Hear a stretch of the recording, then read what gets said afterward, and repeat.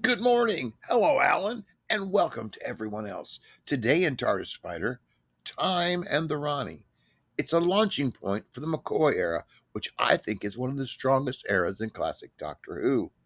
But Time and the Rani is considered one of the worst stories in classic Doctor Who. So, how does Doctor Who improve from this very bad start? If you enjoyed this video, please like and subscribe. And now it's Rani time. Sylvester McCoy would make his debut in Time and the Rani. Time and the Rani is not very good. Not just a personal judgment, a thought shared by many.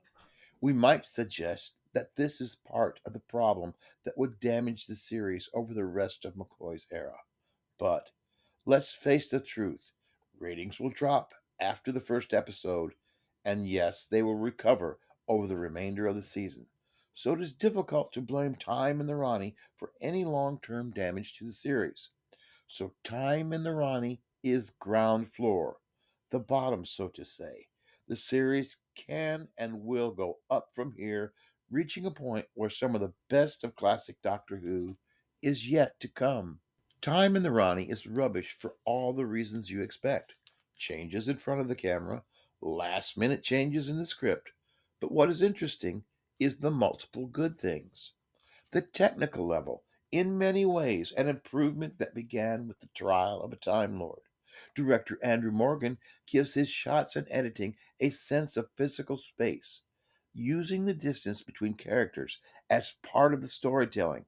The characters are moving around the set instead of leaving them in static lines as if they were standing on a stage. The writing for its flaws. Please remember, there is a massive mountain to climb. First Doctor stories are always tough. You have a new lead actor feeling his way into a part, hamstrung by the must have post regeneration trauma comedy. But here, McCoy had only been hired a month earlier. His opening scenes are difficult to watch. The Bakers do come up with a good solution. If the Doctor is not up to snuff, pair him with Kate O'Mara's Ronnie, someone who acted Anthony Ainley's master right off the screen, then add a surreal impersonation of Mel by the Ronnie. I must point out, Time in the Ronnie does not drag until after the Ronnie's ruse is exposed. The wheel spinning of the first two episodes is genuine. Episode 3 is where all pretense of comedy is drained away. From here, a not so sure McCoy runs around the proverbial quarry.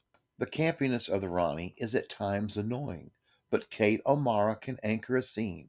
And as bad as this story is, it ran the risk of being incoherent.